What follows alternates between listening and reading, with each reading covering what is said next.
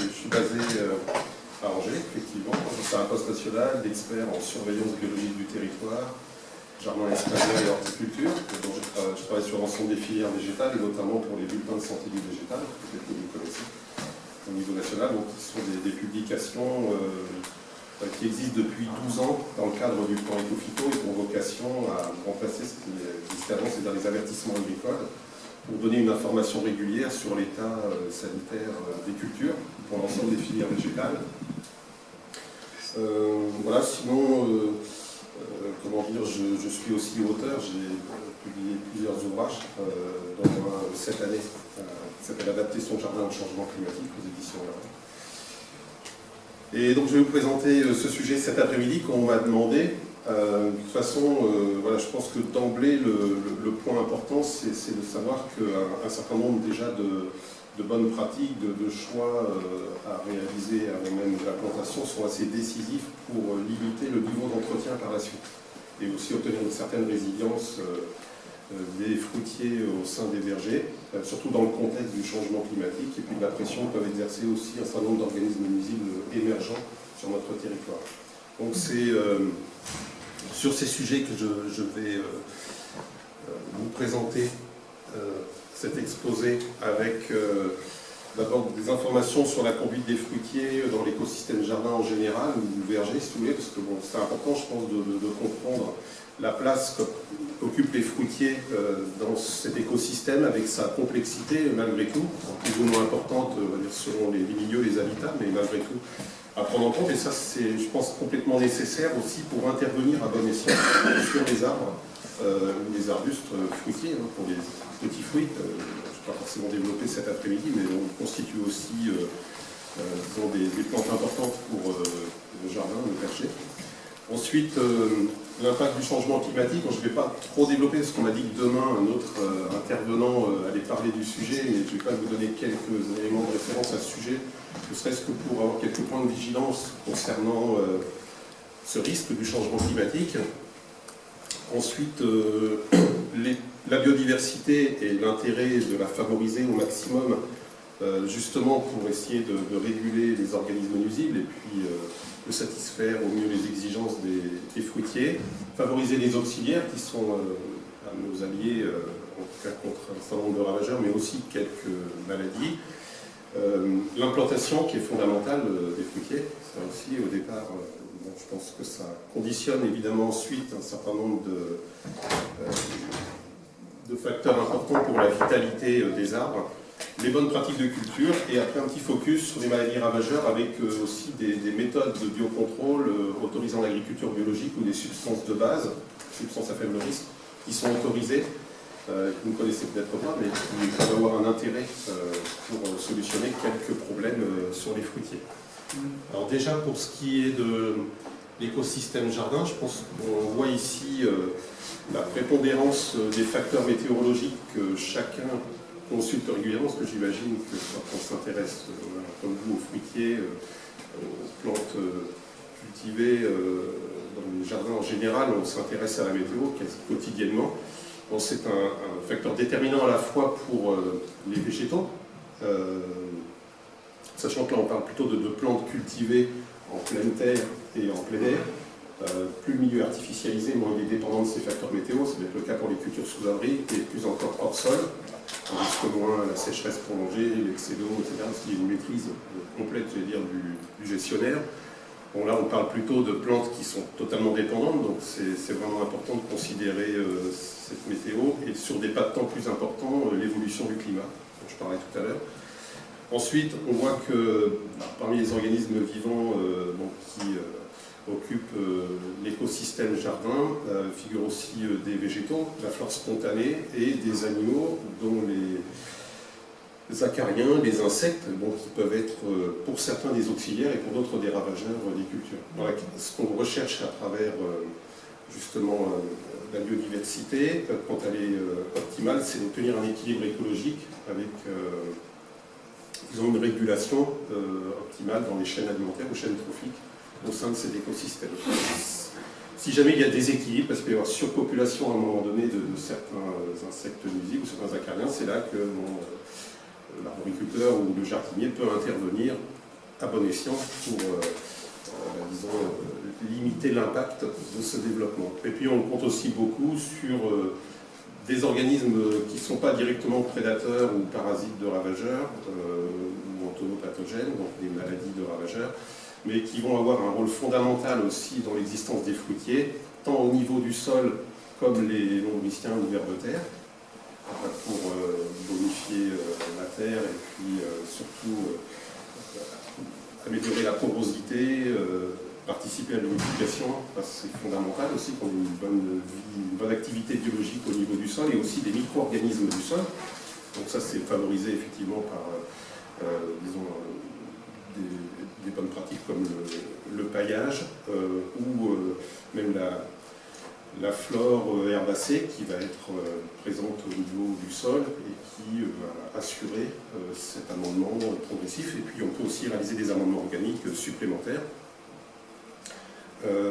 Ensuite, on a aussi l'activité des insectes pollinisateurs qui est évidemment essentielle pour la fécondation et la fructification. Donc elle est dépendante des facteurs météo. On a vu l'année 2021 catastrophique de ce point de vue. Il suffit d'échanger des apiculteurs pour s'en rendre compte que ça a été vraiment très difficile.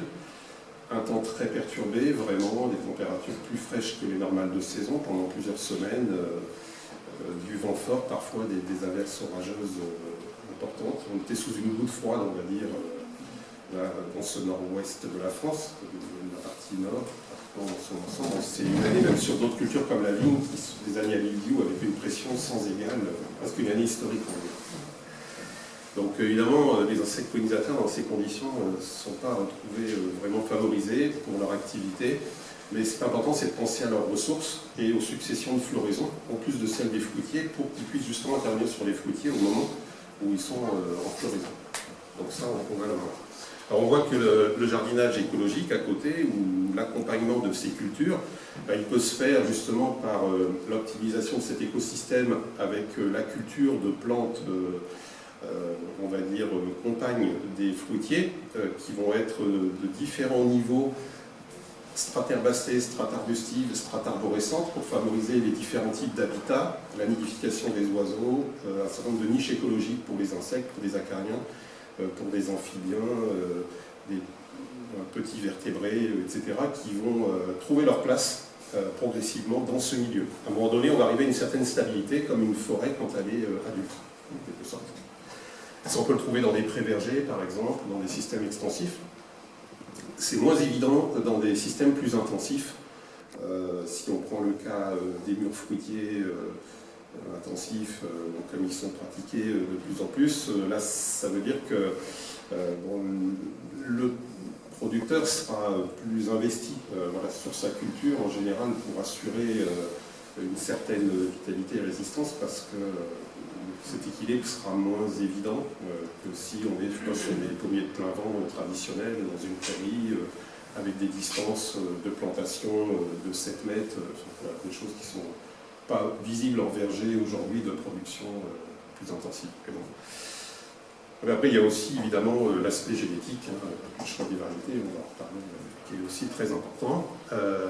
Les périodes de plantation, alors ça, des fois, là vous êtes peut-être professionnels, certains sont amateurs, mais des fois on peut aussi voir que des jardineries, des grandes surfaces trompent un peu les jardiniers en proposant des plants fruitiers à contre-saison quelque part, où les plantations sont trop précoces, les bois ne sont même pas amoutés, que c'est tout juste si on ne voit pas en tête de gondole les arbres fruitiers dans des paraboles de tourbe. Donc ça c'est vraiment décalé, il faut que la plante ait vraiment fini son cycle, qu'elle puisse être en début de repos végétatif au moins à partir de mi-novembre et jusqu'à mi-mars, mieux en racine nue, j'allais dire. Après, bon, certaines plantations peuvent se faire en motte ou en conteneur, mais c'est vrai que la racine nue, quand on a un plant bien formé, de qualité, elle assure parfaitement la reprise dans un sol qui est bien préparé aussi, ou qui convient au porte-greffe. Et là, on a généralement un excellent résultat derrière. Donc c'est ce qu'on doit privilégier. Optimiser l'arrosage, la fertilisation, et puis réaliser une observation régulière de ces fruitiers pour détecter éventuellement une anomalie et intervenir précocement avant que cela prenne de l'ampleur. C'est très important, ne serait-ce que pour mettre en œuvre des mesures de prophylaxie, supprimer les parties infestées ou contaminées pour éviter que cela prenne de l'ampleur. Voilà, donc on voit des interventions à deux niveaux hein, qui vont être à court terme ou de longue durée. Et dans le contexte du changement climatique qui aujourd'hui fait pression vis-à-vis à la fois sur le plan physiologique des végétaux, sur leur vitalité, et sur les risques phytosanitaires, cela associé aussi au commerce international des végétaux et des produits végétaux, qui va augmenter le risque d'introduction et de dissémination d'organismes émergents, d'organismes émergents. Je pense qu'il faut être particulièrement vigilant, et l'arboriculture fruitière, où les fruitiers en général sont quand même exposés à ces risques. Alors, on voit que les conditions météo ont évolué avec des hivers qui sont globalement moins froids et plus humides. C'est-à-dire qu'on a une modification de la répartition des pluies qui est assez importante. Ça peut entraîner une saturation en eau du sol dans les terrains hydromorphes, ce qui peut être le cas dans certains coins de montagne, si je connais un peu quand même le point, mais bon, même si déjà on va aux confins de la Mayenne, pas loin de Fougères, etc., on voit que c'est déjà le cas, donc il ne faut pas, disons, prendre trop de risques de ce point de vue et bien préparer le sol, voire planter sur but, si vraiment on craint une saturation en eau régulière par la suite, pour assurer une bonne reprise, sachant que certains porte-greffes, comme le NM106 par exemple, sont sensibles à des pourritures des racines du collet, c'est un Phytophthora castorum, et c'est particulièrement dans ces situations. Ensuite, on peut avoir des orages violents, de la pluie battante, d'où l'intérêt aussi de garder un couvert herbacé au niveau des plantations, pour éviter ce phénomène de battance et de lessivage du sol, c'est très important. Et avec l'activité dont je parlais tout à l'heure, à la fois des vers de terre et des micro-organismes, donc je pense que globalement on peut satisfaire les exigences des végétaux. Ce qu'on craint aussi beaucoup, ce sont les gelées tardives de printemps, parce qu'évidemment, les hivers étant moins froids, on a un démarrage précoce. Déjà, l'hiver moins froid, ça veut dire problème de vernalisation, moins de passage au froid. Et pour les floraisons printanières, ça peut quand même altérer la floraison, peut-être au fil des années, on le verra. Et puis sur des cultures traditionnelles, parce qu'on n'en est pas encore comme en Corse à penser à planter des grenades ou des litchis comme au sud de l'Italie actuellement. On s'est à planter des litchis, c'est quand même assez hallucinant. On n'en est pas là en Bretagne. Par contre, ils se plantent de la vigne en Bretagne, donc c'est déjà un signe. Ils se replantent, parce qu'il y avait déjà. Ils se replantent. Donc quand même, il y a des demandes de subventions à France Agrimaire qui accompagnent les reconversions ou les jeunes agriculteurs, et il y a quand même des vignes qui sont installées depuis 3 ans, 3-4 ans dans le Morbihan, dans les Côtes d'Armor, donc ça c'est quand même assez exceptionnel, je veux dire, et c'est assez révélateur. Aussi de la modélisation climatique, parce qu'on imagine ce que sera 2050 et plus encore. Ensuite, bon, ces problèmes de gelée tardive, on l'a vu aussi cette année, malheureusement, c'est vraiment un démarrage précoce, puis alors, quand la gelée arrive vers le mois d'avril, quelque chose comme ça, là, c'est redoutable. Et, donc on verra comment pallier ce problème d'une certaine manière. Et puis on va avoir aussi des sécheresses prolongées l'été avec des journées caniculaires de plus en plus importantes. Donc ça peut avoir des conséquences, même brûler les fruits directement par ensoleillement excessif, avec des problèmes d'évapotranspiration qui sont prononcés et qui sont accentués, ces phénomènes, avec le vent, qui peut aussi être très séchant. Donc voilà un peu les éléments de contexte. On voit là des pommes qui sont altérées déjà par les brûlures caniculaires en été.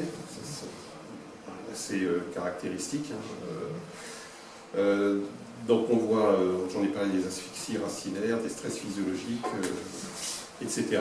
Et ça, c'est évidemment des points de vigilance particuliers qui va surtout motiver à diversifier les espèces fruitières et les variétés dans son jardin, dans sa parcelle. Déjà, comme beaucoup d'agriculteurs bio, ils ne vont pas mettre tous ses œufs dans le même panier, c'est une bonne chose. Et puis voilà, comme ça, avec les successions de floraison, les tolérances ou résistances variables des fruitiers, je pense qu'on peut aussi, ainsi espérer, en tout cas en tant qu'amateur, récolter chaque année suffisamment de fruits pour satisfaire ses besoins. Parce que si par contre on ne prend qu'une seule variété ou deux variétés, là c'est beaucoup plus risqué, évidemment. Même si on l'aime beaucoup, voilà. On ne peut quand même pas faire ça. On va voir aussi que sur le plan phytosanitaire, les conditions climatiques telles qu'elles évoluent sont plus favorables. Alors, le mildiou ne concerne pas le pommier, même si on a Phytophthora cactorum dont j'ai parlé tout à l'heure, qui est un type de mildiou en quelque sorte, puisque le mildiou de la pomme de terre et de la tomate, c'est Phytophthora infestans. Phytophthora cactorum, c'est très proche. Lui, il provoque une pourriture brune des racines et du collet. Ce sont des porte-greffes sensibles, donc ça c'est plutôt en situation d'humidité excessive dans des sols lourds. Ensuite, on va avoir des problématiques de chancre qui vont être augmentées aussi, d'où la nécessité de réaliser une bonne prophylaxie, au moment de la taille au moins, de supprimer tous les rameaux chancreux, les branches chancreuses, de réaliser éventuellement des traitements au cuivre localement, mais de façon ciblée, notamment sur les variétés sensibles, parce que c'est vraiment amené ensuite à se disséminer avec les pluies contaminatrices. Et des périodes d'infection qui sont marquées, comme en ce moment la chute des feuilles par exemple, qui crée des plaies pétiolaires et qui peuvent assurer là, des points d'infection pour le champignon. Ensuite, on voit qu'on a des émergences précoces d'un certain nombre de ravageurs. Il peut même y avoir plus de générations annuelles d'insectes ravageurs. Par exemple, dans le sud de la France, on observe déjà depuis quelques années 3 générations annuelles de Carpocaps des pommes et pois. Alors normalement, c'est 2. Donc ça en fait une de plus. Et puis, le niveau de population aussi des ravageurs peut être plus important. Mais attention, il peut être aussi altéré par les journées caniculaires. Parce que chez les lépidoptères, par exemple, comme c'est le cas du Carpocaps, c'est un papillon au stade adulte, les pontes peuvent être aussi décimées, détruites par une trop faible hygrométrie. Il faut un minimum d'humidité aussi pour que l'éclosion se fasse en bonnes conditions. Donc le changement climatique, il peut peut-être avoir des effets néfastes, mais en même temps, il va peut-être aussi, je ne sais pas, en hiver, des formes de conservation des insectes ravageurs ou des acariens peuvent être peut-être plus attaqués par des mycoses d'insectes, des champignons entomophthorales, ou des entomopathogènes, on les appelle de différentes façons, qui vont détruire de façon plus importante certains ravageurs et qui seront peut-être moins nombreux ainsi au printemps. Donc c'est peut-être pas tout mauvais, mais voilà, c'est en observation.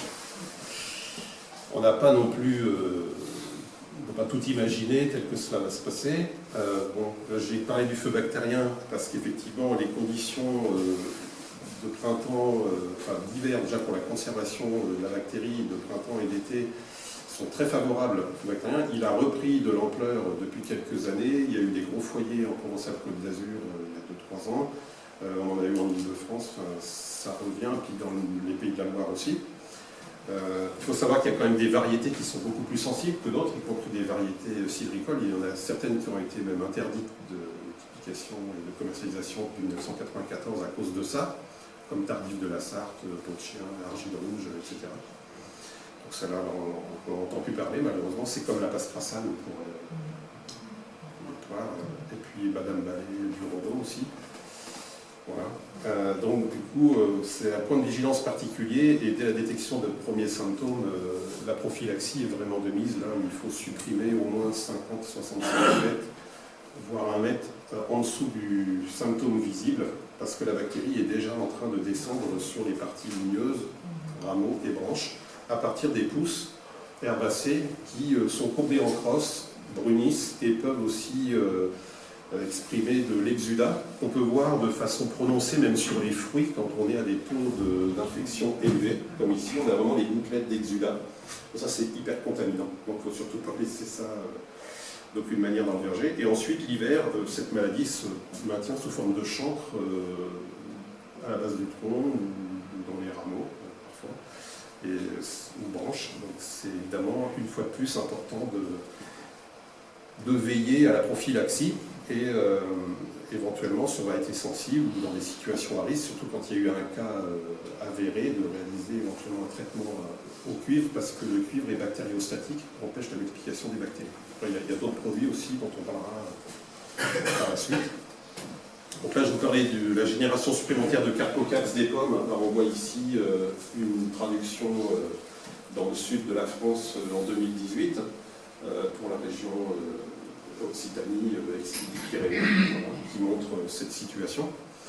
On va avoir aussi des impacts sur des insectes piqueurs et suceurs de sève qui trouvent leurs ressources alimentaires dans les vergers, particulièrement quand les plantes aux alentours sont en situation de dessèchement ou peu vigoureuses.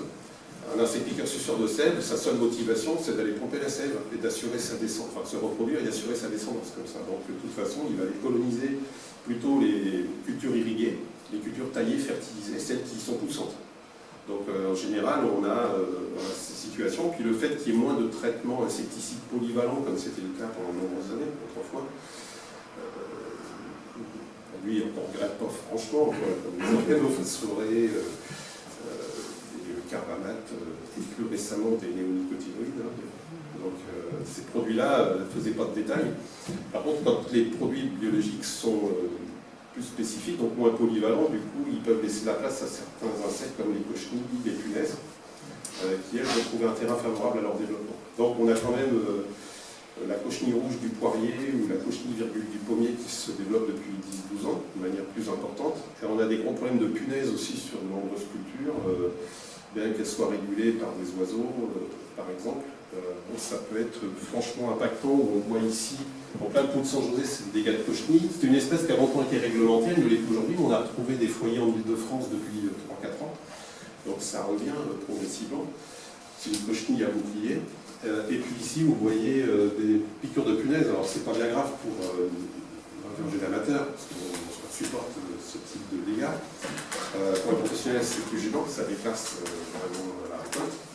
Et puis, si ça devient trop important, comme des dégâts de ce qu'on appelle la punaise diabolique, avec un nom pareil, ça vient de Candy. Là, c'est jusqu'à 25% de pommes atteintes et 100% de pois en verger.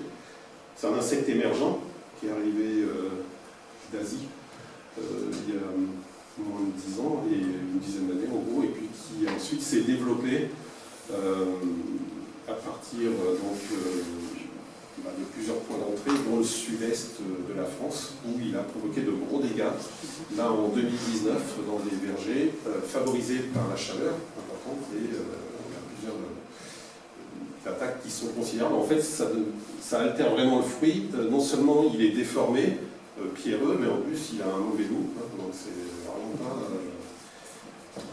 génial. Et cet insecte, il est même suivi par des réseaux de sciences participatives, naturalistes, qui relèvent les niveaux de population dans les différentes parties de la France. C'est surtout en milieu urbain ou périurbain, mais ça va se faire aussi dans les milieux ruraux aussi, pour essayer de voir comment est réparti cet insecte, comment il se développe, s'il a des prédateurs naturels, quel est son potentiel de développement et d'impact sur les cultures. On a déjà connu d'autres par le passé. Il y avait aussi une cochenille verte du soja qui s'appelle Mesa viridula. Mais bon, celle-ci, elle est très, très problématique. Elle attaque aussi les cultures potagères, les cucurbitacées, les solanacées, tomates, poivrons, piments. Un point de vigilance. Ensuite, on a deux problèmes. Après, je vais arrêter d'être anxiogène comme ça, essayer de positiver un peu. Mais bon, c'est pour dire que voilà, il y a quand même ça en toile de fond. Une préoccupation forte, y compris en Bretagne, c'est les mouches exotiques, des mouches des fruits. C'est aussi fruits et légumes. On en connaît sur l'île de la Réunion ou aux Antilles, mais on ne les connaissait pas trop en métropole. Et on voit que certaines, comme la mouche méditerranéenne des fruits, qui est vraiment du bassin méditerranéen, elle a tendance à remonter. On l'a trouvé dans le Val de Loire il y a 3-4 ans.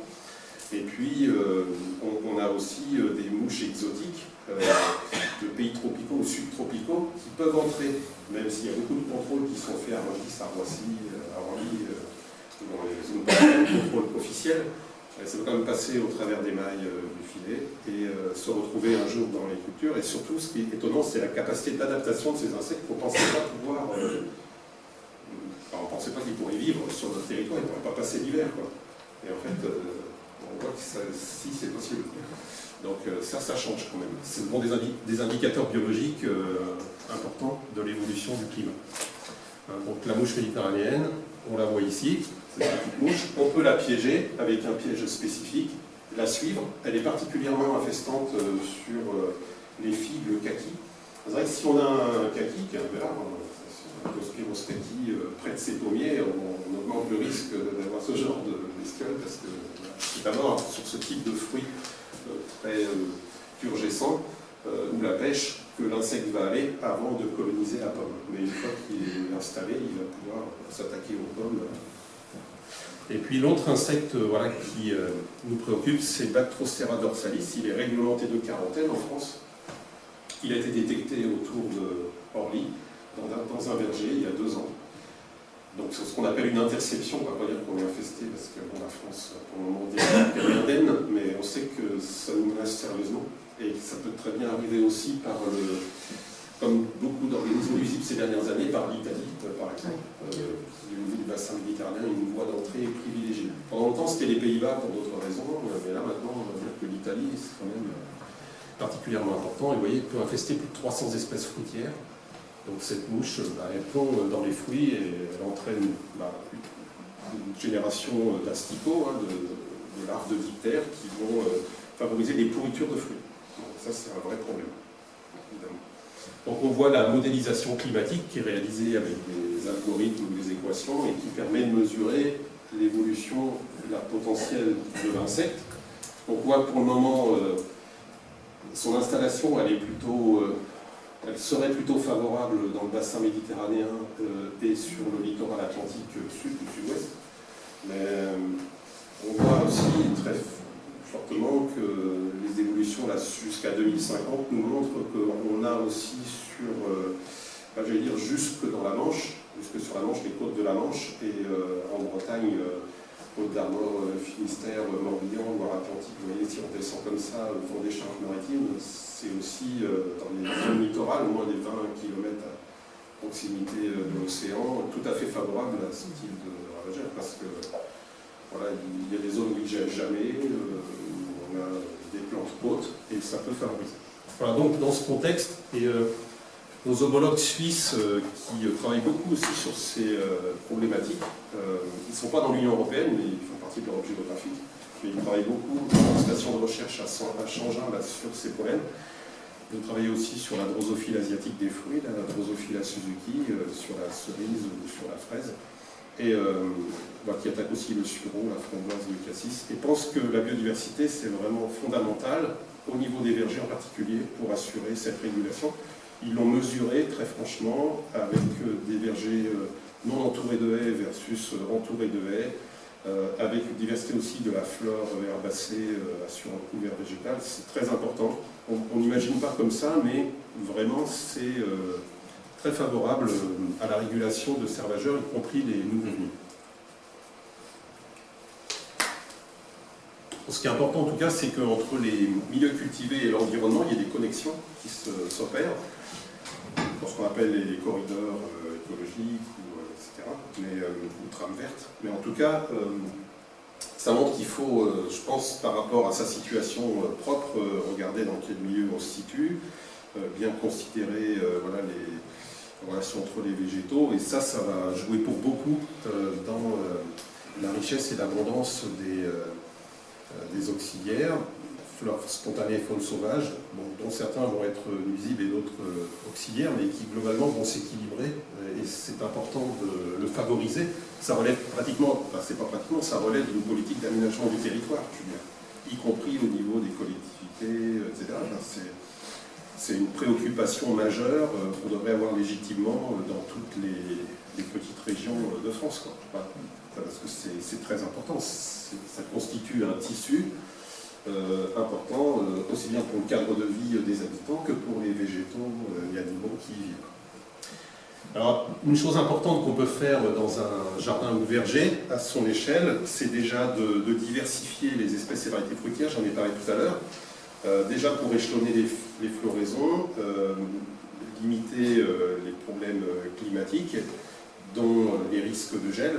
Et vous pouvez aller voir sur le site des Mordus de la Pomme, je fais de la pub pour l'association, il est très bien fait ce site. J'ai vu qu'effectivement il y avait des fiches variétales avec des indications sur pommes à cidre et pommes à couteau, donc ça vaut le coup visiter. Hein, on voit des variétés intéressantes. Bon, j'ai pris quelques exemples. Hein. Il y en a que je ne connaissais pas très franchement. Hein. Je ne suis pas breton d'origine et je n'y vis pas. Donc, mais bon, voilà, alors une s'appelle Gros Cupin, j'ai trouvé ça assez dément. Pas mal de fin. Grelot. La grand-mère, par contre, on l'a aussi en Anjou. Donc là, c'est dans mon jardin que j'ai fait cette photo. Parce que c'est une variété d'origine angevine. Donc, ouais, normal. Un peu chauvin, je l'ai mis dans le jardin. Bon, elle est bien. Et elle se conserve bien. Et puis, voilà, c'est une belle pomme.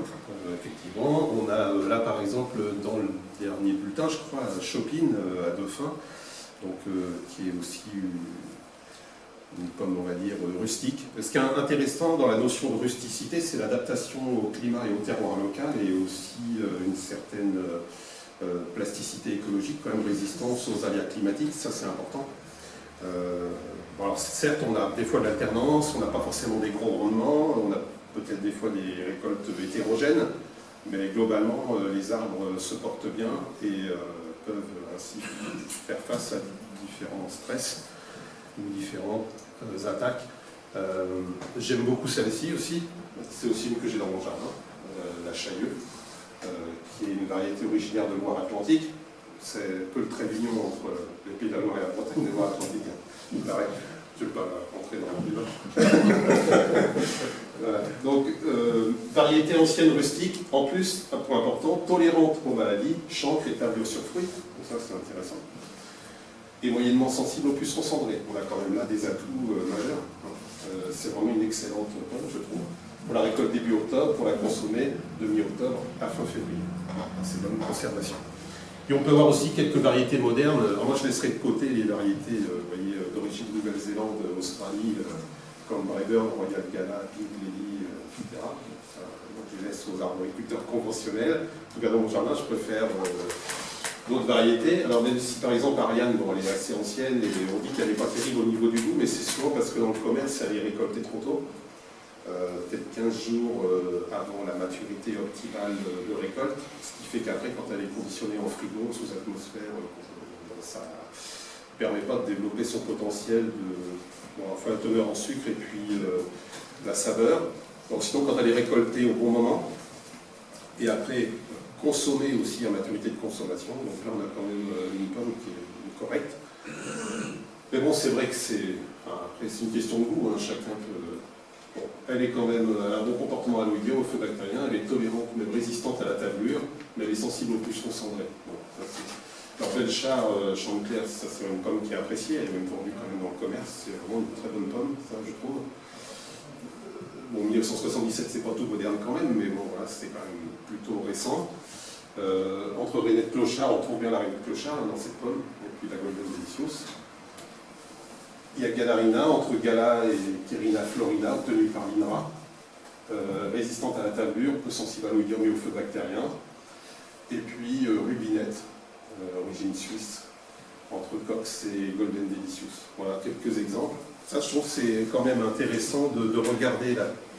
On peut dire qu'on est bien ici situé dans cette association de Bordeaux-Ballon, parce que quand on voit la pauvreté variétale sur les étals dans les marchés par rapport à la richesse génétique, à la diversité génétique dont on dispose en France sur les fruitiers, franchement, c'est quelqu'un du nord du Berry, parce qu'il y a une zone de production aussi de pommes, là, me disait un jour, un des responsables de la filière Arbon, que vraiment c'était terrible de voir que quand il a commencé, c'était un monsieur qui était pas dans la retraite, il y a déjà 10 ans ça qu'il me l'a dit, donc maintenant il est à la retraite, et il m'a dit, voilà, quand on a commencé, je sais pas, il y avait peut-être 20 salariés, maintenant on en a 4 ou 5, enfin, voilà, c'était vraiment pour dire que ça s'est appauvri, et donc la vulnérabilité des vergers est beaucoup plus importante.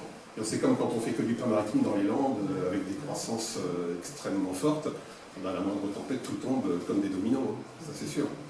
Les forestiers ont réfléchi aussi à ça depuis. Mais il faut du temps. Il faut plutôt être confronté aux dégâts pour réagir après. C'est souvent un peu tard quand même, mais bon, mieux vaut tard que jamais peut-être. Alors ensuite, favoriser les auxiliaires, bon, je vous en ai parlé, évidemment leur rôle est important, je vais passer rapidement dessus, vous les connaissez, bon, je pense pour la plupart d'entre eux, qui sont essentiels dans la régulation optimale des ravageurs. Ils sont eux-mêmes interconnectés dans le milieu, dans le verger verger, dans le jardin en général, et vont assurer, je dirais, en plus de la résistance des plantes aux facteurs externes et aux maladies ravageurs, une régulation le cas échéant. Ça va se faire aussi au niveau du sol, des parties basses de la plante et dans les parties aériennes. Donc je pense que ce qui est important, c'est d'assurer vraiment le gîte et le couvert pour la plupart de ces animaux qui sont bénéfiques. Alors les oiseaux, naturellement, viennent nidifier, trouvent la ressource. Enfin, je ne sais pas si on a des prunelliers, des aubépines, des cotonéastères ou autres rosacées dans son jardin. Donc déjà, en ce moment, ils prennent du fruit, voilà, ça favorise leur maintien. Ça, c'est pour les oiseaux qui ont des régimes alimentaires mixtes. Certains sont strictement frugivores. On n'aime pas, c'est vrai, ceux qui prennent les cerises au printemps. Ceux-là, on ne les aime pas trop. Mais il y en a qui consomment, comme le merle, il est omnivore. Alors, ils vont des fois effectivement s'attaquer à des ravageurs, ils peuvent manger des larves du sol, et puis d'autres fois, ils vont effectivement attaquer les fruits. On ne peut pas gagner sur tout le terrain. Il y a des insectivores stricts, le pouillophytis, les mésanges, souvent, les mésanges charbonnières, etc. La fauvette à tête noire. Donc, on peut, si on n'en a pas suffisamment dans son jardin, mettre en place des nichoirs, ça c'est possible, artificiels. Bon, c'est important aussi de pouvoir planter des arbres fruitiers, de laisser des espaces assez ouverts, avec de quoi favoriser les oiseaux rapaces, parce que soit des chouettes hulottes, des buses, elles ont leur rôle sur les rongeurs, qui peuvent être problématiques sérieusement, même dans certains vergers. Alors, ici, ce n'était pas trop le cas en Bretagne, mais des régions comme en Alsace, ils ont vraiment des gros problèmes de campagnols, mais sérieux, quoi. Et donc, c'est quand même parmi, avec le renard, les principaux régulateurs de campagnols. Donc, c'est important de favoriser leur maintien. Sinon, effectivement, on peut mettre des nichoirs artificiels, un arbre sur deux. Ça, c'est possible. On les trouve, par exemple, sur le site internet de la LPO. Si vous voulez faire un cadeau utile à Noël, vous pouvez acheter un nichoir à mésange et puis le mettre en place. Vous verrez, ça favorise très nettement notre nidification. Dès le printemps, ils vont regarder ce qui se passe là-dedans, et puis après revenir et s'y mettre. Ça fonctionne bien. Donc, on a l'INRA, depuis 2005, a beaucoup travaillé sur les mésanges. D'abord sur les chenilles concessionnaires du pain, puis après sur la pyralubie, donc des ravageurs problématiques sur d'autres cultures. Mais pour montrer l'importance, la contribution, les oiseaux à eux seuls ne peuvent pas maîtriser les niveaux de population. Mais par contre, ils contribuent avec les autres facteurs de régulation à ce que les niveaux de population des ravageurs soient en dessous d'un niveau problématique. Donc, ça va être le cas pour les oiseaux vis-à-vis des chenilles, les tordeuses de la pure, etc. Les punaises, j'en ai parlé tout à l'heure. Et d'autres insectes. Ensuite, assurer des successions de floraison, c'est important pour les pollinisateurs. Donc on va lire à la fois avec les fruitiers, mais aussi avec l'environnement du verger et le couvert végétal à la base des fruitiers. Donc pour ça, on va considérer à la fois l'utilité de ces couverts végétaux, de ces implantations pour les abeilles dont 80% ne sont pas sociales mais solitaires, il faut savoir.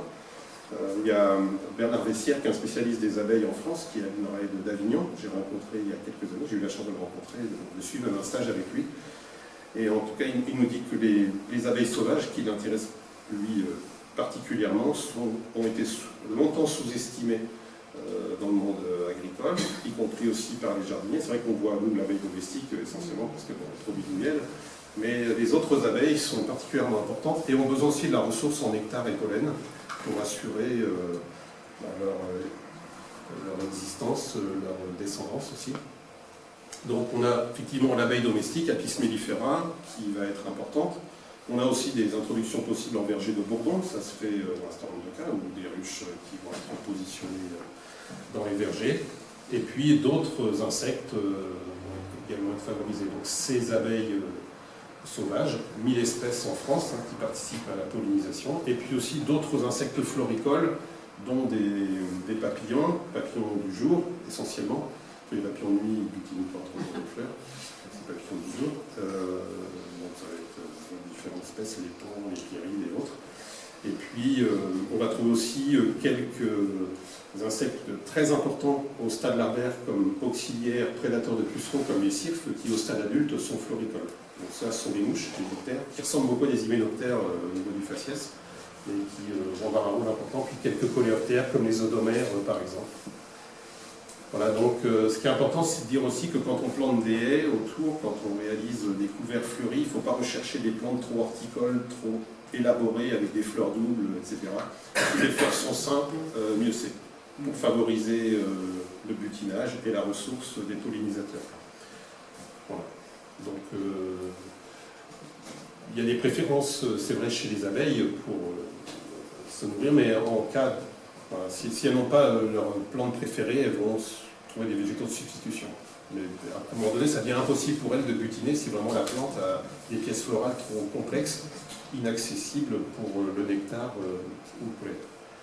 Alors, on voit différents insectes comme ça qu'on peut favoriser dans le verger. Et puis, ce qui a été fait là par l'Union de l'apiculture française et l'agroforesterie française, vous voyez des différents types de végétaux avec leur période de floraison optimale pour assurer la floraison au fil de l'année. Ça commence par le saule-marceau, le noisetier avec les chatons là, qui fleurissent très tôt au printemps, et puis le lierre en ce moment qui est en fleurs et qui est très important à maintenir.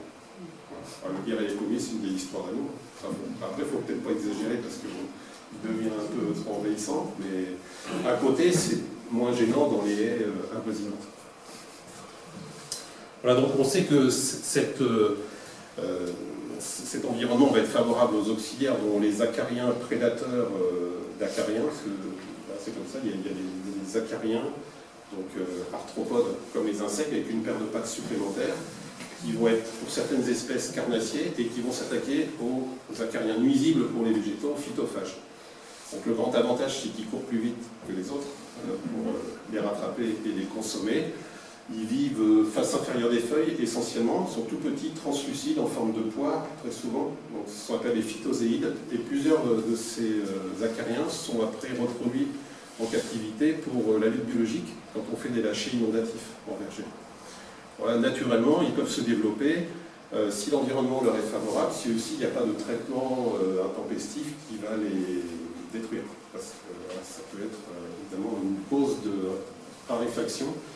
Mais si voilà, le verger est conduit de manière extensive, eh bien, ce type de prédateur va beaucoup se développer et trouver ainsi voilà, un habitat favorable à son développement, ce qui va être très intéressant pour limiter les pullulations de tétramyques tisserands ou d'acariens rouges du pommier, Palanicus uni, parce que la chaleur estivale, c'est très favorable aux augmentations de population d'acariens, ça c'est sûr. Donc quand le seuil de nuisibilité, il est donné à 60% de feuilles occupées par des formes mobiles quand on réalise une observation visuelle. C'est-à-dire qu'au-delà, quand même, le feuillage va se décolorer, on dit qu'il bronze, le bronzage du feuillage, et puis il assurera moins la photosynthèse. Donc du coup, ça impacte le grossissement du fruit. Ça, vous allez me dire, c'est plus gênant pour les producteurs, mais quand même, voilà, on préfère, même quand on est amateur, récolter des fruits de taille correcte. Là, on voit le Zedzelia mali, l'acarien piriforme, c'est stigmaïdé, c'est une autre famille qui attaque l'acarien rouge, qui est plus gros, là, mais qui est moins rapide, et qui va consommer. C'est des photos qui ont été faites en verger par un collègue, André Keters, de l'Afredon des Pays de Loire. On voit ici la larve de cirfe, qui est un asticot, qui est pondu directement par l'adulte au cœur des colonies de pucerons verts, pucerons cendrés, par exemple. Et on voit ici l'adulte, voilà, qui est une mouche en quelque sorte, mais qui a un faciès un peu d'abeille, et qui va être floricole au stade adulte. Ensuite, on a des cécidomies prédatrices, qui sont des moucherons, et dont les larves, ici, vont consommer les pucerons. On trouve aussi des punaises prédatrices. Alors, on peut parfois difficilement les observer à l'œil nu, mais quand on utilise un cadre de frappage, c'est une technique qu'on utilise pour la surveillance des vergers, c'est-à-dire un cadre qui va faire, mettons, 60 cm de long sur 30-40 cm de large, avec une toile blanche On peut prendre une petite maillotche qu'on aura protégée d'un manchon pour ne pas blesser l'écorce des rameaux ou des branches. On tape 3 coups secs et ça tombe dans le cadre. Et on peut faire ça 33 fois 3 coups, on peut établir un pourcentage et le faire chaque semaine. Donc, quand on fait des relevés de population réguliers ainsi, on peut voir la dynamique de population de ces insectes, dont les punaises prédatrices de pucerons, d'acariens, etc. Et c'est très intéressant parce qu'on va le corréler avec le stade biologique, le stade phénologique du fruitier, les événements météo et aussi les traitements réalisés par l'arboriculteur. Comme ça, on voit quels sont les équilibres qui ont été tenus ou pas au cours de la campagne écoulée. Alors là, ce sont les punaises parmi les plus efficaces, punaises Anthochoris nemoralis, et on a la punaise Orius aussi. La punaise Orius, donc ça c'est les Anthochoris ici, bon, avec prédatrice d'acariens, de pucerons, de trips, de cicadelles, de plusieurs, on va dire, ravageurs des cultures. Même des jeunes chenilles, en fait. Bon, les punaises vont piquer, planter leur stylet buccal dans le corps de leur proie et aspirer le contenu. Donc, quand on regarde ça sous le binoculaire, on voit que la proie se vide. C'est assez terrible. C'est efficace. Les punaises myrides, plusieurs espèces sont très importantes comme auxiliaires. Et elles sont pour certaines aussi phytophages, donc elles peuvent piquer les tissus végétaux. Ça peut leur arriver quand elles n'ont pas suffisamment de ressources, on va dire, carnées. Mais sinon, ce sont plutôt les insectes, les acariens qu'elles vont privilégier. Elles peuvent consommer par exemple Dera et Ocoris. On en a 2 sortes importantes, Rubère et Lutescens. On ne voit pas ici en photo, c'est jusqu'à 200 pucerons. Voilà, et puis Malacocoris aussi. Voilà. Les coccinelles. Alors, la coccinelle à 7 points, on a la coccinelle à 2 points, puis on a aussi la coccinelle asiatique, Harmonia axyridis, qui s'est bien développée dans les vergers aussi, sur les pommiers. Donc ici, l'adulte, la coccinelle à 7 points, elle peut manger 40 à 60 pucerons par jour au stade larvaire, un peu moins au stade adulte. On a des coccinelles à 14 points aussi, jaunes, plus petites, qui consomment 20-30 pucerons par jour. La coccinelle asiatique, elle consomme 120-130 pucerons par jour. C'est vraiment la grosse mangeuse. Bon, maintenant, je pense que l'équilibre est à peu près correct avec les espèces autochtones, parce que c'est quand même une espèce introduite pour la lutte biologique, qui a eu un caractère invasif au début, mais qui maintenant a trouvé, je pense, à peu près sa place dans les niches écologiques. Voilà la larve, la coccinelle à 7 points. On trouve ensuite les chrysopes, l'adulte, qu'on voit actuellement dans les maisons, par exemple, ou dans les granges. Et puis la larve, avec ses pièces buccales redoutables qui permettent de prendre la proie et d'en vider le contenu, ces mandibules assez acérées. Et donc on voit ici les proies, pucerons, œufs de lépidoptère. Donc c'est très important les comptes, une fois de plus, parce que quand on a des prédateurs qui agissent au niveau des œufs des ravageurs, c'est bien avant le premier stade larvaire, donc qui est mobile, on l'appelle baladeur, et surtout avant la pénétration dans le fruit. C'est le cas pour les tordeuses. Donc ça c'est important qu'on ait ce type d'auxiliaire qui joue son rôle. On ne le voit pas vraiment, mais en tout cas il est très actif à ce moment-là. Et puis on a aussi des parasites de ravageurs, comme là des hyménoptères, des mini-guêpes, qui vont parasiter les pucerons. Aussi des parasites de chenilles qui vont jouer le même rôle. Et donc là le puceron va pondre dans l'hyménoptère, la micro-guêpe va pondre dans le corps du puceron. Sa larve va se développer à l'intérieur et va ressortir par un trou qu'on voit sur le puceron qui s'est momifié, qui va gonfler à un moment donné. Vous avez déjà vu ça? Donc, notamment sur le puceron lanigère du pommier, on a une petite guêpe qui s'appelle Aphelinus mali, qui est très efficace, et ce qui fait dire que quand on a du puceron lanigère du pommier sur des variétés sensibles, et plutôt des vieux fruitiers, eh bien, on peut laisser faire la nature. Et on va avoir normalement une régulation optimale par ce parasitoïde qui va s'opérer. Dans ce cas, les pucerons vont devenir noirs, globuleux et noirs, et vont être détruits par la descendance de cette micro-guêpe. C'est un peu stressant de laisser faire les choses, parce qu'on se dit, bah, oui, peut-être que l'hyménoptère ne sera pas présent, etc., mais dans un grand nombre de situations, il joue son rôle de régulateur. Donc là, on voit la femelle qui pond dans le corps du puceron. C'est assez redoutable. Ça le paralyse. Mais il ne meurt pas tout de suite. faut qu'ils vivent suffisamment longtemps pour assurer le développement d'un arbre hyménoptère. Donc la femelle pond dans un endroit qui n'entraîne pas la mort de la proie. Il faut lire les souvenirs entomologiques de Henri Favre. Vous aurez l'explication avec la myophile, etc. C'est bon. Donc ensuite, choisir des végétaux qui vont être importants pour les auxiliaires à proximité du verger, ça aussi pour limiter ensuite le nombre de traitements d'entretien, la charge d'entretien. Donc ça va être le cas d'un certain nombre d'arbres de grand développement. Alors on ne va pas planter tout près des fruitiers, hein. Il ne faut pas qu'il y ait d'ombre portée sur les arbres fruitiers. Les arbres fruitiers souvent sont des arbres qui ont besoin de lumière, d'espace. Donc, par contre, de façon plus éloignée, c'est important d'avoir ces arbres pour qu'ils assurent des relais vis-à-vis des oiseaux, des acariens ou des insectes utiles pour le verger. Châtaigniers, chênes, même des espèces introduites comme l'Eudicea triacanthus, l'alphévier d'Amérique, peut avoir un intérêt. Différents types d'auxiliaires. J'ai publié des tableaux assez complets dans des ouvrages assez cultivés, soigner les fruitiers chez Roll. Le frêne, le merisier, voilà, le noyer, l'Ostria carpinifolia, qui est pas très connue, le charmoublon, des peupliers, robiniers, aulnes, dans les zones plus humides, par exemple en fond de vallée, en contrebas des vergers, ça peut être intéressant. On a aussi un orme résistant à la graphiose de maintenant depuis près de 30 ans, qui est sur le marché, l'Humus resista, qui est très intéressant pour les auxiliaires. Le bouleau, verruqueux, etc. Donc voilà, plusieurs essences importantes. Et chez les arbustes, le cornouiller, laurier sauce, le lierre, on en a parlé tout à l'heure, les saules, le sureau, les viandes. Et aussi la possibilité de cultiver sous forme d'engrais verts des plantes mellifères comme la facélie qui vont favoriser l'activité des pollinisateurs. C'est très intéressant. Et puis choisir aussi des couverts végétaux herbacés qui vont être tout à fait appropriés au verger. On avait fait un article en commun avec les Mordus de la Pomme, là, où j'avais participé en début d'année, là c'était janvier 2021, à cette information. Donc on avait repris les espèces qui étaient intéressantes à semer, déjà par leur utilité voilà, vis-à-vis des fruitiers, mais aussi par leur capacité de résistance à la sécheresse prolongée, à la chaleur.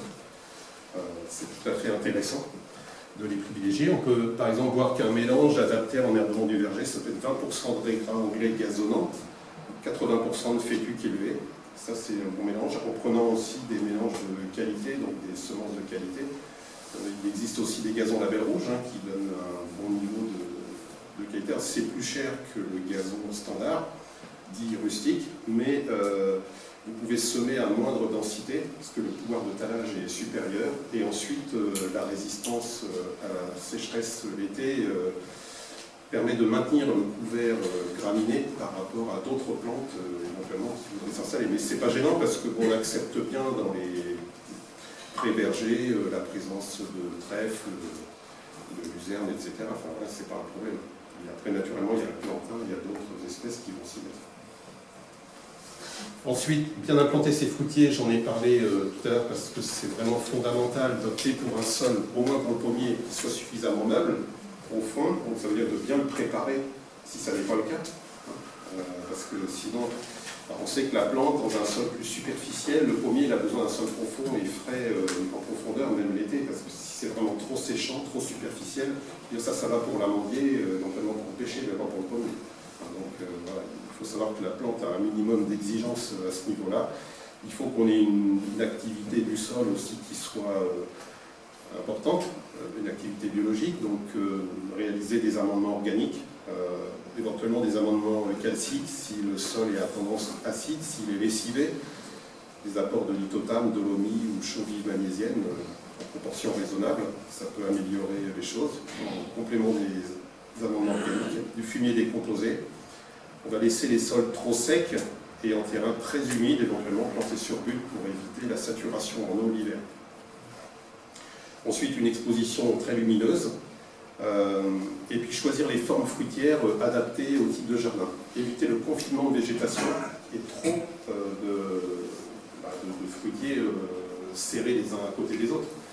Il n'y a rien de tel pour favoriser le médium, la taille, parce qu'en fait l'humidité persistante en journée va être favorable à ce type de champignons. Donc, il faut au contraire que le feuillage sèche assez rapidement après les pluies pour éviter la germination des spores infectieuses de ces maladies. Donc ça veut dire des fruitiers adaptés au type de jardin, petit jardin, forme palissée, fruitiers de petit développement et des porte-greffes peu vigoureux. Et puis si vous êtes sur des terrains plus grands, ça peut être des fruitiers de mi-tige ou haute-tige de plein vent avec une vigueur végétative plus élevée. Ça c'est tout à fait approprié, mais il faut les distancer aussi suffisamment. Distance de plantation sur le rang ou en quinconce ou dans l'ensemble de la parcelle de façon optimale. Et de choisir des porte-greffes adaptés. Donc ça, je pense qu'au niveau de l'association, vous pouvez obtenir des informations. Moi, je pense qu'il est préférable, si on ne se fournit pas auprès d'une association type croqueur de pommes ou mordu de la pomme, d'aller chez un pépiniériste, parce que dans une jardinerie, je pense qu'aucun vendeur peut vous donner le nom du porte-greffe. C'est affolant. C'est pas possible, s'ils n'ont pas d'informations.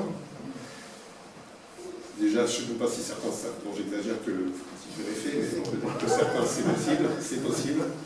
Bon, en tout cas, voilà, il faut quand même s'assurer que le porte-greffe soit adapté à vos attentes au niveau du terrain, du type de jardin.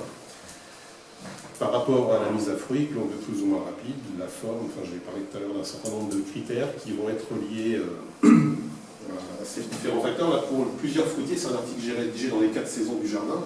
J'ai écrit dans les 4 saisons depuis 6-7 ans.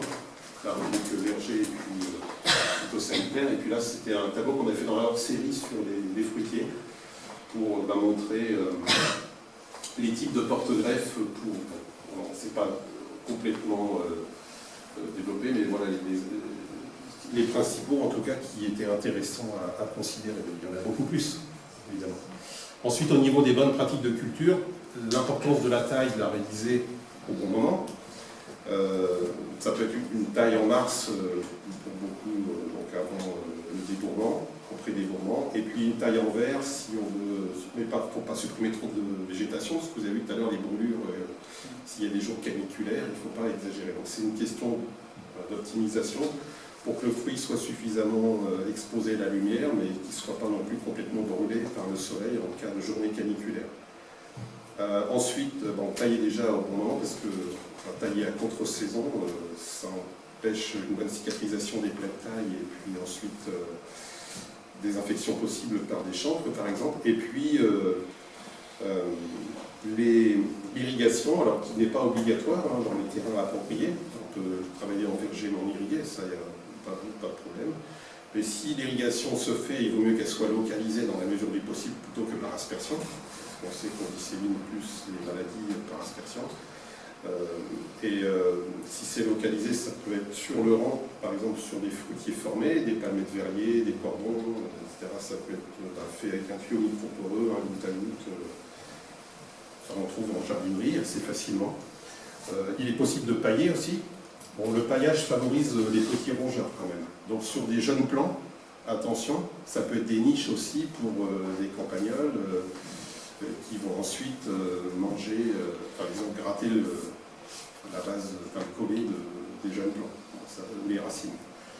Mais sinon, c'est important le paillage pour garder la fraîcheur pendant les périodes chaudes, favoriser aussi l'activité biologique du sol. Voilà, et puis on arrive sur la dernière partie qui concerne les maladies ravageurs, où là, véritablement, le jardinier ou l'arboriculteur intervient comme régulateur vis-à-vis des maladies ravageurs. Une fois qu'il a réalisé tout ce qu'on a vu avant, normalement il n'a pas trop de soucis à se faire, mais il peut encore intervenir si besoin. La première chose à faire, c'est d'observer régulièrement, on l'a dit, la météo et ses fruitiers. Bon, ça, je pense que tous les jardiniers ont à cœur de faire un tour de jardin, de verger pour les arboriculteurs, au moins, presque tous les jours, au moins 2-3 fois par semaine. Ça c'est sûr, dès qu'il fait beau, dès qu'on a un moment, la première chose qu'on fait, c'est qu'on va voir nos végétaux. Il est important aussi de consulter le bulletin de santé du végétal. C'est une publication gratuite qui est disponible sur Internet, et en plus vous avez la chance, comme nous on peut le voir, et pareil pour la Normandie, de bénéficier d'une édition interrégionale de qualité, vraiment, qui est le bulletin de santé végétale interrégional fruits transformés. Alors c'est vrai que là ça concerne particulièrement les pommes à cidre et les poires à poiret. Mais dans une autre édition, alors pas pour la Bretagne, mais c'est le cas pour les Pays de la Loire, on a une information sur la pomme à couteau. Pomme à couteau et poire aussi, et éventuellement un peu de cerise en diversification. Donc c'est intéressant parce que vous avez là toute l'actualité au fil des semaines, des risques phytosanitaires, maladies ravageurs, avec des informations sous forme de focus qui donnent vraiment... parce que quand du piégeage est réalisé, des observations visuelles sont réalisées de façon régulière, là la rédactrice rend compte de ces observations, elle propose une analyse de risque et va définir un curseur qui va du vert au rouge vis-à-vis de la météo à 15 jours et des modèles épidémiologiques, parce qu'il y a aussi des outils informatiques qui permettent de prévoir le développement des principales maladies, des principaux ravageurs, c'est Calatabure, les Carpocaps, où on peut estimer voilà, quel va être son développement dans les 8-10 jours à venir. Ça, c'est intéressant de le savoir. Que quand on réalise certains traitements biologiques, il faut positionner de façon précise le traitement. Et pour ça, il faut cette information, si vous n'êtes pas vous-même observateur. Donc c'est intéressant de le consulter. Donc on voit ici les lieux d'observation. Il se trouve qu'il y en a un qui n'est pas loin de Dinan. Donc c'est intéressant d'avoir cette position. Et puis on va voir des informations de ce type, par exemple, là, actuellement, c'est le dernier bulletin, les dégâts à la récolte. Donc sur les fruits récoltés, là il y a maladies ravageurs, et ça permet de poser un diagnostic, de mesurer, mettons sur 100 fruits, plus 500 fruits si on veut, le pourcentage de dégâts par les punaises, par les pucerons, par la tannure, etc. Et comme ça permet d'avoir une idée précise de la campagne écoulée, des problématiques sur lesquelles on devrait être plus vigilant ou réaliser des méthodes préventives voilà, pour éviter que ça se reproduise dans ces proportions. Il peut y avoir aussi des informations sur des risques émergents, comme les mouches orientales des fruits dont je vous ai parlé tout à l'heure. Voilà, c'est dans le dernier bulletin. Vous avez une information qui précise que la globalisation des échanges commerciaux et le réchauffement climatique entraîne des interceptions de mouches invasives, particulièrement en Europe du Sud, mais il faut être attentif à ces risques, même dans des régions plus au nord comme celle-ci. Puis de considérer après qu'il existe des méthodes d'intervention. Alors on peut caractériser de 3 façons. Vous avez les méthodes de biocontrôle qui sont définies au niveau législatif par les macro-organismes auxiliaires, c'est-à-dire des auxiliaires, insectes, acariens, qui vont être, et même certains nématodes qui vont être utilisés comme méthode de lutte biologique contre des ravageurs ou des maladies. Ensuite, vous avez des produits. Là, les macro-organismes auxiliaires sont des organismes vivants. Par contre, après, il y a des produits qui sont à base de micro-organismes, de champignons, de bactéries, de virus. On en trouve de plus en plus. Des médiateurs chimiques, donc ce sont les phéromones, les kéromones et les aromones. Donc, on s'en sert pour la surveillance des phéromones, mais on s'en sert aussi pour la lutte, par le piégeage de masse ou par la confusion sexuelle, je vous en parlerai rapidement. Et puis des substances naturelles d'origine végétale, animale ou minérale qui sont utilisées pour des traitements. Et ça, c'est ce qui se fait, je veux dire, depuis très longtemps en agriculture biologique. Donc on trouve les produits de biocontrôle, les produits utilisables en agriculture biologique, qu'on appelle UAB, ensuite les substances à faible risque dans lesquelles on trouve des substances de base. Tout ça, ça répond à des réglementations et législations différentes, dont je ne vais pas tout détailler maintenant. Et c'est pour dire qu'elles sont à la portée des jardiniers amateurs, autant que des arboriculteurs professionnels. Donc c'est très intéressant, sachant que depuis janvier 2019, les particuliers ne peuvent plus utiliser de produits chimiques de synthèse depuis l'application de la loi Lavé. Sénateur du Morbihan, c'est un bon retour aussi. Donc pour la surveillance, comme pour le piégeage de masse, éventuellement à petite échelle ou avec une forte densité de pièges, on peut réaliser le suivi de certains ravageurs. Alors c'est le cas, il y en a quand même un certain nombre en arboriculture fruitière, plusieurs tordeuses, chenilles tordeuses, plusieurs mineuses.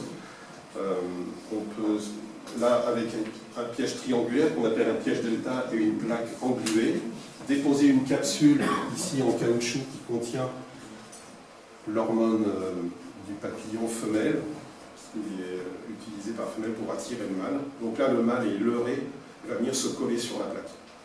Et donc ça permet de détecter le début de vol, le pic de vol, et après le pic de vol, 10-15 jours après, on estime qu'on peut avoir le premier stade larvaire pour ce type de ravageur. Donc c'est intéressant de réaliser ce suivi.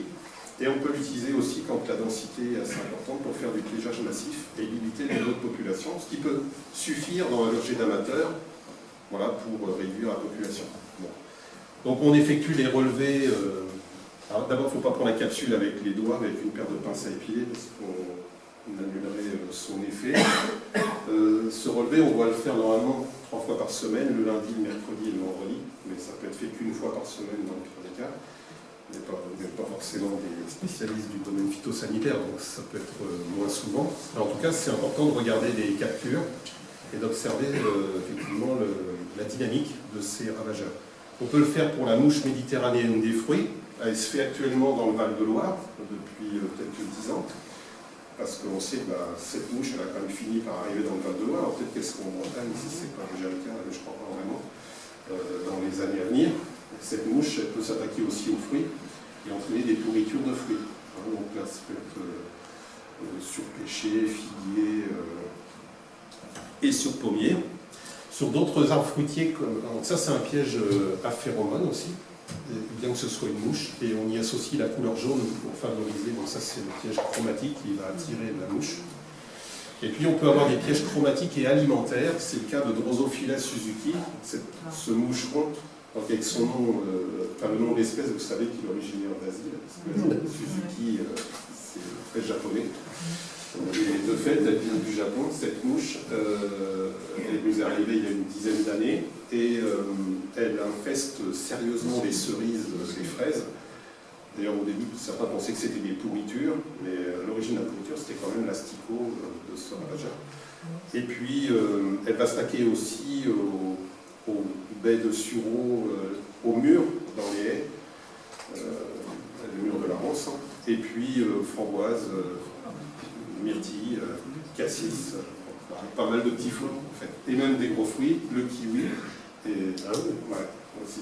Et elle peut entraîner même des pourritures acides sur le raisin certaines années, comme ça a été le cas en 2014, parce qu'on a déjà une drosophile responsable de la pourriture acide du raisin, qui s'appelle Drosophila melanogaster, mais là c'est Suzuki, c'est sa cousine asiatique, et elle renforce le problème en année où on a des pullulations. Ce n'est pas le cas tous les ans, Dieu merci. Donc toujours est-il que dans tous les pièges qui ont été testés par le Centre technique interprofessionnel des fruits et légumes, le CTIFL, le meilleur piège, c'était la bouteille de badois rouge. Alors pourquoi se priver quand c'est si peu cher, que les autres c'était plus coûteux? Je crois que ça arrive en deuxième position, mais c'est quand même d'un bon niveau de performance. Il suffit de la perforer d'un côté pour assurer la pénétration du moucheron et pas d'autres, peu d'autres insectes en fait. C'est des petits trous de 3 à 5 mm de diamètre. On va mettre une solution attractive avec la recette qui est là, vinaigre de cidre, de vin rouge, de l'eau, quelques gouttes de savon liquide. Il y en a même qui mettent un petit peu de sirop de fraise ou de grenadine pour améliorer le truc. Et les moucherons vont venir. Alors là, c'est le mâle. Il a cette caractéristique d'avoir une tache sur chaque aile, ce qui permet de l'identifier par rapport aux autres moucherons, parce que sinon ils se ressemblent plutôt beaucoup. Mais ça va nous permettre de connaître le début de vol, le pic de vol, et éventuellement les possibilités d'intervention. Alors, peut-être un traitement insecticide de contact qui est réalisé sur l'adulte au pic de vol avant la fécondation des femelles, ou en tout cas avant la ponte. Et puis sinon, sur des cultures basses comme le fraisier, c'est pouvoir les recouvrir avec un voile anti-insecte pour éviter la ponte au moment où... Parce que cet insecte, il va coloniser le fruit au moment de la véraison, quand il va changer de couleur. Et ça, c'est redoutable, même pour les producteurs, parce que c'est un stade auquel, si vous traitez à ce moment-là, pour un certain nombre de produits, vous avez des résidus sur le fruit récolté. Des résidus au-delà des limites maximales autorisées. Donc c'est très problématique. Alors que la mouche de la cerise, notre vieille mouche de la cerise, qui date d'il y a longtemps, Argoletis cerasi, elle attaque le fruit quand il n'est pas encore jaune-orangé. C'est moins à risque pour les résidus dans les denrées consommables. Donc il suffit de faire ce relevé. Donc ce relevé, si vous ne le faites pas vous-même, il est fait dans des réseaux qui publient des informations dans les bulletins de santé du végétal. Alors on voit les dégâts de l'asticot voilà, sur le fruit. Vraiment c'est tout petit, hein. C'est un tout petit asticot, mais ça suffit pour altérer le fruit. La galerie favoriser les pourritures fongiques et bactériennes. Alors on peut utiliser aussi les pièges, pas les pièges, mais les attractifs, les phéromones, pour faire une diffusion par inondation dans le milieu, de façon très importante, qui va générer ce qu'on appelle la confusion sexuelle. C'est-à-dire que le lâcher de phéromones par des petits diffuseurs qu'on va disposer dans le verger de façon optimale, il faut bien situer, il faut bien placer les diffuseurs pour obtenir un maximum d'efficacité. Et bien cette confusion sexuelle va désorienter le mâle, parce qu'il y a trop de phéromones dans l'air, il va perdre la tête en quelque sorte. Il sera plus capable de féconder les femelles, et du coup, ça va limiter considérablement le niveau de population. Donc on peut, avec le Carpocaps des pommes et poires, utiliser ce type de diffuseur qu'on suspend au rameau des arbres, des pommiers. Alors ça se fait dans les vergers associatifs, comme ça se fait chez les comptoirs de pommes. Je ne sais pas si vous faites ça chez l'Envie de la pomme. Mais en tout cas, il vaut mieux avoir au moins 1 hectare de culture pour le faire, de façon à qu'on appelle confuser suffisamment largement, voilà, pour éviter aussi que des insectes qui auraient été fécondés en dehors de la zone ne viennent après pondre dans la zone traitée. Donc il faut que ça couvre une certaine superficie malgré tout. Voilà. Et puis pour terminer, quelques produits d'origine naturelle, biocontrôle, utilisés en agriculture biologique. Alors, dans les produits d'origine minérale, l'un des basiques, c'est le cuivre. On ne doit pas utiliser de manière aussi régulière que par le passé, parce qu'évidemment, ça a été trop utilisé, le cuivre. Je dis ça parce que les accumulations de cuivre métal dans le sol sont à risque pour les vers de terre et aussi pour les écosystèmes aquatiques. C'est bien écrit sur l'emballage. Donc il y a une réglementation européenne maintenant qui demande, en tout cas pour les professionnels, mais ça vaut pour les particuliers, qu'on ne dépasse pas 4 grammes de cuivre métal pour 10 mètres carrés par an. C'est 4 kilos par hectare. Ça fait 28 kilos lissés sur 7 ans. Pour que certaines années où il serait plus utilisé, après ça puisse permettre une moyenne acceptable. Donc c'est ce qui se passe pour l'utilisation de la bouillie bordelaise, le sulfate de cuivre, neutralisé à la chaux, mais aussi l'oxychlorure de cuivre qui est utilisé en verger, ou l'hydroxyde de cuivre qui a le mérite d'être moins agressif sur les tissus végétaux en période végétative, des fruitiers. Ensuite, le soufre, qui est un produit de biocontrôle, parce que le cuivre, il n'est pas produit de biocontrôle, il est utilisable en agriculture biologique, mais il n'a pas la mention biocontrôle, à cause de ce que je vous ai dit. Par contre, le soufre, il est biocontrôle, mais les deux sont disponibles pour les jardiniers amateurs. Le soufre permet de maîtriser l'oïdium, la tavelure. Le cuivre, il est surtout utilisé en fait à la chute des feuilles, en période de repos végétatif et en pré-débourrement. Voilà. Ainsi, on réduit l'inoculum primaire d'un certain nombre de champignons, dont les chancres et le champignon responsable de la tavelure. Puis après, en début de végétation, le soufre peut être intéressant contre l'oïdium sur les variétés sensibles et la tavelure. Et puis, il a aussi un effet répulsif, voire acaricide sur les acariens nuisibles. Mais par contre, il peut aussi avoir un effet répulsif pour des acariens utiles, auxiliaires. Ça ne fait pas de détail. Donc,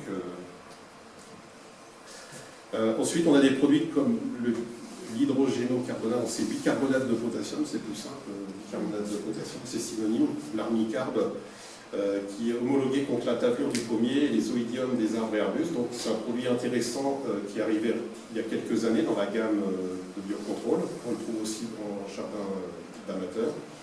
Le kaolin, qui est une argile blanche surfine, qui est donc aussi proposé là comme barrière insectifuge. Donc le kaolin, c'est un produit qui va blanchir les tissus, donc la pulvérisation va sécher, mais qui va assurer des propriétés répulsives vis-à-vis des insectes piqueurs. Et notamment, il est homologué contre les psylles surpoiriers, les cicadelles, les pucerons, notamment le puceron cendré du pommier, ça c'est intéressant, et les mouches. Donc ça va avoir un effet répulsif. Bon, ensuite, le lait de chaux blanc arboricole, Il est utilisé traditionnellement dans certains vergers contre le chancre européen et les formes hivernantes d'insectes acariens. C'est un produit minéral. Et puis les huiles de pétrole. Alors, on parle maintenant d'huile blanche de pétrole. Alors, vous avez des huiles d'hiver qui sont peu raffinées, pour simplifier, et des huiles d'été qui sont beaucoup plus raffinées. Alors, les huiles d'hiver, elles doivent être utilisées que pendant le repos végétatif, parce que si elles étaient utilisées en période végétative, elles brûleraient les tissus végétaux. Et par contre, ça va agir sur les formes hivernantes de ravageurs. Donc c'est intéressant, des huiles, d'utiliser une huile blanche, une huile de paraffine ou une huile de vaseline en pré-débourrement pour réduire déjà le potentiel d'infestation en période végétative. Donc là, je ne vais pas détailler, mais on voit les modes d'action du kaolin sur la plante et ses propriétés répulsives vis-à-vis d'un certain nombre d'insectes ravageurs. Dans les produits d'origine végétale, on trouve une utilisation à peu près semblable aux huiles de pétrole, l'huile de colza. Ce n'est pas l'huile pour la vinaigrette, hein, elle est vraiment faite pour le traitement phytosanitaire, je le dis, parce que celle pour la vinaigrette, elle n'est pas vraiment miscible dans l'eau. Celle-ci, oui, elle est formulée pour être utilisée en traitement phyto, et elle va avoir aussi, comme l'huile de paraffine, la possibilité d'asphyxier les cochenilles, les pucerons. Donc c'est intéressant aussi contre les acariens nuisibles ou végétaux. Après, de façon un peu moins satisfaisante, il existe des pyrètres naturels ou pyrétrines, je dis moins satisfaisantes parce que les pyrétrines sont non sélectives de beaucoup d'insectes. En fait, elles vont détruire les coccinelles, les chrysopes, les cirques, autant que les pucerons ou les psylles. Donc, mais c'est possible. Et souvent, dans certains produits de gamme jardin, on trouve l'huile de colza associée au pyrètre. Donc il vaut peut-être utiliser que l'huile de colza seule, c'est Nature Rénovée, je crois, en gamme jardin, plutôt que d'utiliser Sprusite, qui est aussi un produit, mais là qui associe le pyrètre avec l'huile de colza, parce que là, vous allez avoir peut-être un effet destructeur des auxiliaires, et après une remontée de population de ravageurs qui risque d'être problématique. Bon, les cires d'abeilles peuvent être aussi utilisées comme protecteurs des plaies de taille. On a un produit aussi polyvalent, quand même, le spinosate, qui est plutôt réservé aux professionnels, bien qu'ils soient autorisés pour certains usages amateurs. Et c'est pareil, c'est un peu comme les pyrétrines, bien qu'ils soient un peu plus respectueux des coccinelles, paraît-il, mais c'est aussi polyvalent comme produit. Et pas vraiment anodin. On a des produits très sélectifs, là pour le coup, comme le Bacillus thuringiensis, qui est une poudre mouillable utilisable contre les chenilles. Et donc ce produit, il est intéressant parce qu'il permet à des stades jeunes de chenilles, des stades baladeurs avant la pénétration dans le fruit, ou sur des arpenteuses, des noctuelles, des tordeuses, de réaliser un traitement spécifique des chenilles sans impacter les autres espèces. Aussi utilisé pour le potager, contre les pierrides, les noctuelles, les teignes, etc. On a des produits ensuite qui agissent en renforçant les barrières de défense des plantes contre les maladies. C'est une nouvelle génération de produits. Vous avez Bacillus subtilis, là, qui est à base d'une bactérie, qui est autorisée de façon préventive contre les bactérioses, comme le feu bactérien, les monilioses des fruits à noyaux, qui sont très problématiques quand on a des printemps comme cette année humides. Donc ça entraîne une pourriture des fleurs et puis des dépérissements de rameaux sur les abricotiers, pêchers, cerisiers. Donc c'est intéressant de réaliser au préalable ce type de traitement, s'il trouve une demi-journée sans pluie, parce que cette année c'est un peu difficile. Et puis la tavure. Voilà. Et la laminarine qui est extraite d'une algue brune, en fait elle est fabriquée pas loin d'ici, entre Bargo-et-Mar, c'est Dinard et Saint-Malo. Dinard, je crois. Dinard. Saint-Malo. Voilà. Oui, c'est chez Saint-Malo. Voilà. Oui, donc les producteurs, je ne sais pas si on les appelle les goémoniers, c'est ça, ils déposent leur tas d'algues devant la porte, là, puis après l'usine récupère la matière première pour extraire en fait une substance qui va, une fois qu'elle est formulée, proposée sous forme de produit. Ça s'appelle l'iodus de culture spécialisée. C'est utilisable en gamme jardin amateur aussi. Et ça va entraîner un effet de renforcement des barrières de défense physique et biochimique. Vous savez, il y a trois barrières de défense d'une plante contre une maladie. Il y a la barrière génétique, on en a parlé, la tolérance variétale. Puis il y a la barrière biochimique dans les tissus, qui dépend de son état physiologique, et la barrière physique, qui est l'épaisseur des tissus, par exemple, la rusticité, en quelque sorte. Donc là, c'est vraiment pour agir sur les deux autres. Contre la tablure, la gliosporiose, qui est une maladie de conservation importante sur pomme, et le Pheobacter. Voilà, puis pour terminer, juste un produit à base de virus, il n'y en a pas beaucoup. Les virus, c'est pas trop forcément. Celui-là, il est plutôt bénéfique. Et c'est un virus qui est entré d'une maladie chez le Carpocaps, qui s'appelle le virus de la granulose. Et le produit s'appelle carpovirusine. Alors, il n'est plus fabriqué depuis 2 ans pour la vente aux amateurs. Il est maintenant disponible que pour les professionnels. Peut-être que ça va revenir. C'est peut-être une question de marché aussi. Pas suffisamment de vente pour la firme. En tout cas, lors de l'ingestion au premier stade de son développement, la chenille de Carpocaps va absorber une dose létale et mourir de façon à ne pas coloniser le fruit et creuser une galerie à l'intérieur, ce qui pose des problèmes de conservation de pourriture, comme vous le savez, le Carpocaps. C'est plus gênant pour la pomme à couteau quand même que pour la pomme à cible, de ce point de vue. Voilà. Donc l'efficacité est bonne, mais le tout, c'est de pouvoir l'utiliser au bon stade. Donc on revient à l'information que je vous donnais au début sur la connaissance, soit par le piégeage, soit par le bulletin de santé du végétal, de la période optimale de traitement pour utiliser ce type de produit. Donc on sait que sur la première et deuxième génération, il faudra se positionner parfaitement au mois de mai, fin juillet, début août, pour obtenir l'efficacité escomptée. Sinon, ça ne marchera pas. Voilà, puis, dernièrement, au niveau européen, plus récemment, les substances de base ont été reconnues pour leurs propriétés contre les maladies ravageurs ou aussi pour la désinfection des outils. Les substances de base, c'est des produits à usage alimentaire, pour la plupart d'entre eux, qui n'ont pas besoin d'autorisation de mise sur le marché, donc pas d'évaluation officielle pour être utilisés, donc commercialisés déjà, et utilisés pour protéger les cultures. Le tout, c'est de respecter la recette aussi qui convient, pour ne pas générer de risque d'agressivité sur les tissus végétaux, en particulier des fruits. Donc du coup, il faut que les préparations soient faites dans le respect d'une recette. Donc, sur le site internet de l'Institut technique en agriculture biologique, l'ITAB, on a les fiches recettes qui permettent de savoir, par exemple, comment lutter contre le mildiou, la tablure avec le bicarbonate de soude. Il faut respecter 30 grammes pour 10 litres d'eau, etc. Ensuite, le talc, un peu comme le kaolin, va être utilisé pour ses propriétés répulsives. On a la saccharose, qui est utilisée contre le Carpocaps. Enfin, il y a différentes solutions alternatives qui sont proposées. Pour certains, ça peut paraître insuffisant par rapport à des produits commercialisés avec l'autorisation de mise sur le marché pour des usages phytosanitaires, mais ça a de plus en plus d'intérêt, même pour les professionnels, qui trouvent là des compléments dans la gamme de solutions, en fait, à l'encontre des maladies ravageurs. Donc c'est intéressant de regarder quelles sont les possibilités en arboriculture, là, dans le cas présent.